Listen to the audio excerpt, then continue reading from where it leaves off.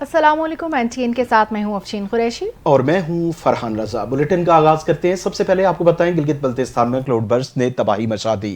Babusar top کے قریب land sliding اور سیلاب سے درجنوں سیاح پھنس گئے۔ سیاحوں کا مقام بابوسر ٹاپ پر دیوسائن اور ٹیونگ کے درمیان لینڈ سلائیڈنگ ہوئی۔ سیلاب سے 7 سے 8 کلومیٹر کے علاقے کو شدید متاثر کیا۔ قدرتی آفت کے باعث سڑک پر 15 مقامات پر رکاوٹیں پیدا کی گئی، جس سے ٹریفک مکمل طور پر معطل ہو گئی۔ ضلع انتظامیہ کے مطابق چلاس کے علاقے شارع تھگ بابوسر میں سیلابی ریلوں میں سیاحوں کی 8 گاڑیاں بہہ گئی۔ ریسکیو آپریشن میں 3 لاشیں نکال لی گئیں، 4 سیاحوں کو بچا لیا گیا، جبکہ 15 سے زائد سیاح لاپتہ ہیں۔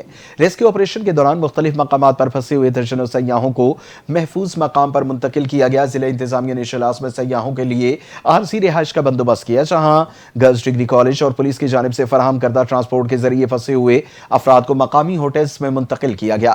ترجمان NTMA کے مطابق بابوسر ٹاپ روڈ مکمل طور پر بند ہے، جبکہ کراکرم ہائی وے کے لال پہاڑی اور تتا پانی کے مقام پر 10 سے 15 گاڑیاں نالوں میں لینڈ سلائیڈنگ کے والے علاقوں میں پھنسی ہوئی ہیں۔ تک نالہ میں 4 افراد بہہ گئے، جن میں سے 2 کی لاشیں نکال لی گئیں، جبکہ لاپتہ افراد کی تلاش کے لیے ریسکیو آپریشن جاری ہے۔ پاکستان فوج بھی آپریشن میں حصہ لے رہی ہے۔ شاہراہ بابوسر اور شاہراہ قراقرم پر پھنسے سیاحوں اور مسافروں کے لیے پاک فوج کا ریسکیو آپریشن جاری ہے۔ سیاحوں اور مسافروں کو ہیلی کاپٹرز کے ذریعے محفوظ مقامات پر منتقل کر دیا گیا۔ پاک فوج اور GB اسکاؤٹس کی ٹیمیں متاثرہ افراد تک اشیاء خورنوش فراہم کر رہی ہیں، جبکہ زخمی کو طبی امداد بھی دی جا رہی ہے اور مشینری اور افرادی قوت سڑکوں کی بحالی پر کام کر رہی ہے۔ بابوسر اور قراقرم ہائی وے پر رکاوٹیں دور کی جا رہی ہیں۔ گمشدہ افراد کی تلاش کے لیے سرچ اینڈ ریسکیو ٹیمیں روانہ کر دی گئی ہیں۔ پاک فوج کا دیوسائی میں ریسکیو آپریشن اور اسکردو روڈ کی بحالی کا کام جاری ہے۔ اسکردو سے ستپارہ ماؤنٹینئرنگ اسکول تک لینڈ سلائیڈنگ کا علاقہ کلیئر کر دیا گیا ہے۔ دیوسائی کی طرف سے ستپارہ گاؤں تک جانے والا راستہ بھی کھول دیا گیا۔ پاک فوج کا عملہ باقی ماندہ سلائیڈز کلیئر کرنے میں مصروف ہے۔ فوجی دستے متاثرہ مقامات پر سیاحوں کو راشن اور مدد فراہم کر رہے ہیں۔ فوج کی جانب سے تیار پکوان کے 150 پیکٹس ہیلی کاپٹر کے ذریعے روانہ کر دیے گئے ہیں۔ راولپنڈی میں مونسون کی طوفانی بارش اور راولپنڈی میں گاڑی میں سوار 2 افراد برساتی نالے میں بہہ گئے۔ شاہدین کے مطابق گاڑی میں باپ اور بیٹی سوار تھے۔ پولیس اور ریسکیو کی امدادی ٹیمیں موقع پر پہنچ گئیں۔ پانی میں بہہ جانے والے افراد کی تلاش کے لیے ریسکیو آپریشن جاری ہے۔ اسلام آباد راولپنڈی میں گزشتہ شب سے وقفے سے بارش کا سلسلہ جاری ہے۔ بارش کے باعث راولپنڈی کی نشیبی علاقوں میں پانی جمع ہونے کے خطرے کے پیش نظر واسا اور دیگر متعلقہ ادارے الرٹ ہو چکے ہیں۔ ترجمان واسا کے مطابق نکاسی آب کے لیے مشینری اور عملہ متحرک، جبکہ نالہ لئی میں پانی کی سطح کو مسلسل مانیٹر کیا جا رہا ہے تاکہ کسی بھی ہنگامی صورتحال سے بروقت نمٹا جا سکے۔ بارش کے پیش نظر نکاسی آب کا عمل تیز کر دیا گیا ہے اور تمام ٹیمیں فیلڈ میں موجود ہیں۔ شہریوں سے اپیل کی گئی ہے کہ وہ غیر ضروری نقل و حرکت سے گریز کریں۔ دیگر خبروں میں آپ کو بتائیں، نائب وزیر اعظم و وزیر خارجہ اسحاق ڈار کی اقوام متحدہ کی سلامتی کونسل کے صدر دفتر میں موجودگی ان کے لیے اعزاز قرار۔ سماجی رابطے کی ویب سائٹ پر اپنے پیغام میں نائب وزیر اعظم اسحاق ڈار نے کہا کہ اقوام متحدہ کے سیکرٹری جنرل انٹونیو گوٹریس اور اقوام متحدہ کے جنرل سیکرٹری کے صدر فلائمن یونگ سے ملاقات کی اور دیرپا ترقی سے متعلق اقوام متحدہ کے اعلیٰ سطح کے سیاسی فورم میں بھی پاکستان کی نمائندگی کی۔ اسحاق ڈار نے کہا کہ انہوں نے اقوام متحدہ میں پاکستان کے مستقل مندوب عاصم افتخار اور مشن کی ٹیم سے پاکستان کے دور صدارت میں ہونے والے عام امور پر مشاورت بھی کی۔ انہوں نے کہا کہ UN سلامتی کونسل کے صدر دفتر میں موجودگی اعزاز ہے۔ ایران کے صدر ڈاکٹر مسعود پزشکیان رواں ماہ 26 جولائی کو پاکستان کا سرکاری دورہ کریں گے۔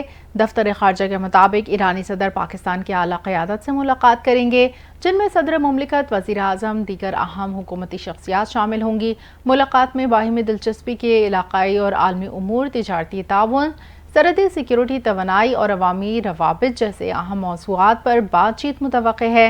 ایرانی صدر کا یہ دورہ ایسے وقت میں ہو رہا ہے جب دونوں ممالک مشترکہ چیلنجز کے حل، خطے میں امن و استحکام اور اقتصادی تعاون کو فروغ دینے کے لیے سرگرم ہیں۔ اور اب آپ کو بتائیں کہ بلوچستان میں غیرت کے نام پر قتل ہونے والے مرد اور عورت کی ابتدائی پوسٹ مارٹم رپورٹ سامنے آ گئی۔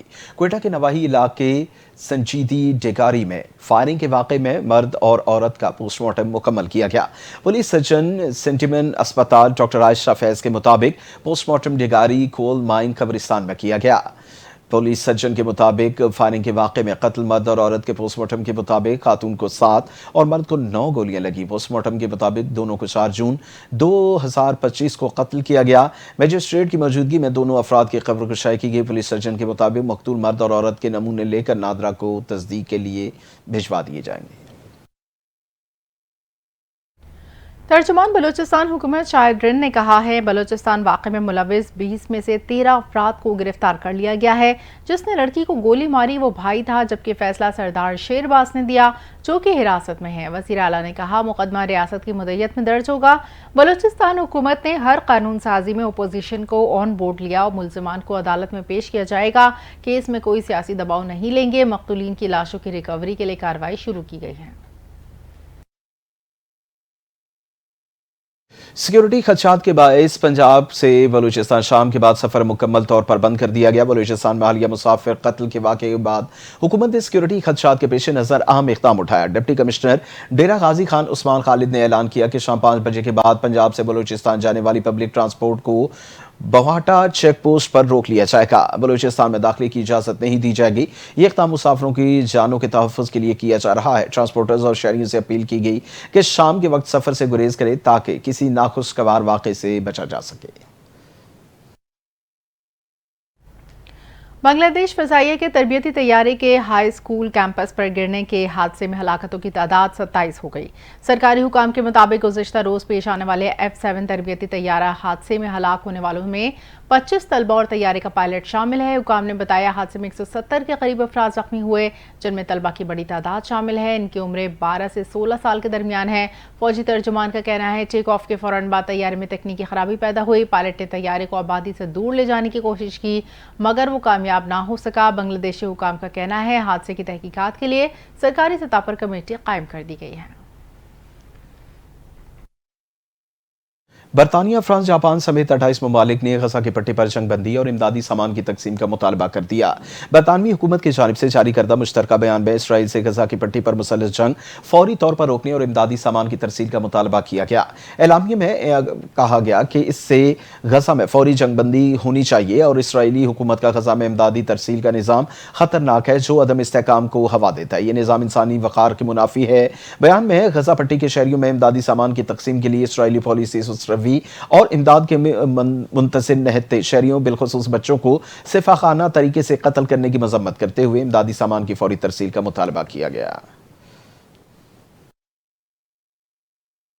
ترجمان وائٹ ہاؤس کیرولائن لیوٹ نے کہا کہ امریکی صدر نے بھارت اور پاکستان کے درمیان جنگ رکوائی۔ ترجمان وائٹ ہاؤس کیرولائن لیوٹ نے پریس بریفنگ کے دوران کہا ٹرمپ دنیا میں جنگیں رکوانے میں مصروف ہیں۔ امریکی صدر روس اور یوکرین کے درمیان فوری جنگ بندی چاہتے ہیں۔ ٹرمپ غزہ میں جنگ بندی اور یرغمالیوں کی فوری رہائی چاہتے ہیں۔ کیرولائن لیوٹ نے کہا وزیر خارجہ مارکو روبیو نے شام میں کشیدگی کے خاتمے کے لیے مداخلت کی۔ ٹرمپ شام اور غزہ میں چرچ پر اسرائیلی بمباری سے مایوس ہوئے۔ ان کا مزید کہنا تھا امریکہ ایران کے ساتھ مذاکرات کے لیے اب بھی تیار ہے۔ یوکرینی صدر ولادیمیر زیلنسکی نے اعلان کیا کہ روس اور یوکرین کے درمیان جنگ بندی سے متعلق اہم مذاکرات بدھ کے روز ترکیہ میں ہوں گے۔ مذاکرات کا مقصد جاری تنازع کے خاتمے کے لیے ممکنہ سیاسی راہ نکالنا۔ انہوں نے کہا کہ یوکرین امن کا خواہاں ہے لیکن ملکی خود مختاری پر کوئی سمجھوتہ نہیں کرے گا۔ ترکیہ نے دونوں ممالک کے درمیان ثالثی کی پیشکش کی جس پر فرقہ نے آمادگی ظاہر کی۔ عالمی سطح پر مذاکرات کو جنگ بندی کی جانب ایک اہم پیش رفت قرار دیا جا رہا ہے اور اقوام متحدہ یورپی یونین نے اس پیش رفت کا خیر مقدم کیا۔ پاکستان شاہینز کے اسکواڈ میں شامل اسپنر ساجد خان زخمی ہو کر دورہ انگلینڈ سے باہر ہو گئے۔ ٹون برج میں پریکٹس کے دوران ساجد خان کے دائیں انگوٹھے میں فریکچر ہوا۔ ساجد خان پہلی دستیاب فلائٹ سے وطن واپس لوٹیں گے جبکہ ٹیم مینجمنٹ نے متبادل کھلاڑی نہیں مانگا۔ پاکستان شاہینز اور پروفیشنل کاؤنٹی کلب کے درمیان پہلا ون ڈے آج بکنگھم میں کھیلا جائے گا۔ پاکستان شاہینز ٹیم دورہ انگلینڈ میں 2 3 روزہ اور 3 ون ڈے میچز کھیلے گی۔ पाकिस्तान और बांग्लादेश के दरमियान दूसरा टी20 आज खेला जाएगा। पहले टी20 में मेजबान बांग्लादेश ने ग्रीन शर्ट्स को बआसानी 7 विकेटों से मात दे दी। पहले टी20 मैच में पाकिस्तानी टीम पूरे 20 ओवर में ही न खेल सकी। आखिरी ओवर में 110 रन बनाकर आउट हुई। बांग्लादेश के खिलाफ टी20 सीरीज बचाने के लिए पाकिस्तान को मंगल में मीरपुर के शेर बंगाल स्टेडियम में दूसरे मैच में कामयाबी हासिल करना जरूरी है। बांग्लादेश की टीम पहले 7 मैच में 7 विकेटों से जीतकर सीरीज में 1-0 की बढ़तरी हासिल कर चुकी है। मारूफ यूट्यूबर रजब भट्ट के घर पर फायरिंग का मामला हल हो गया। चौहंग पुलिस ने रजब भट्ट के घर पर फायरिंग करने वाले मुलजिमान को गिरफ्तार कर लिया। फायरिंग करने वाले शूटर्स की शनाख्त काशिफ चौहान और फरूख के नाम से हुई। दोनों मुलजिमान ने शानी टाइगर नामी शख्स के कहने पर रजब भट्ट के घर फायरिंग की। मोटरसाइकिल सवार शूटर्स के साथ कार पर उस्मान लुकमान नामी मुलजिम शामिल थे। रजब भट्ट की सोशल मीडिया पर शहजाद भट्टी नामी नौजवान से तल्ख कलामी हुई थी। पुलिस के मुताबिक शहजाद भट्टी के कहने पर शानी टाइगर ने शूटर्स भेजे। चौहंग पुलिस ने मुलजिमान को वेलेंशा और मुख्तलिफ इलाकों से गिरफ्तार किया। गिरफ्तार मुलजिमान को मजीद तफ्तीश के लिए CCD के हवाले कर दिया गया। बुलेटिन से फिलहाल इतना ही। मजीद खबरों और अपडेट्स के लिए NTA न्यूज़ के साथ रहिए।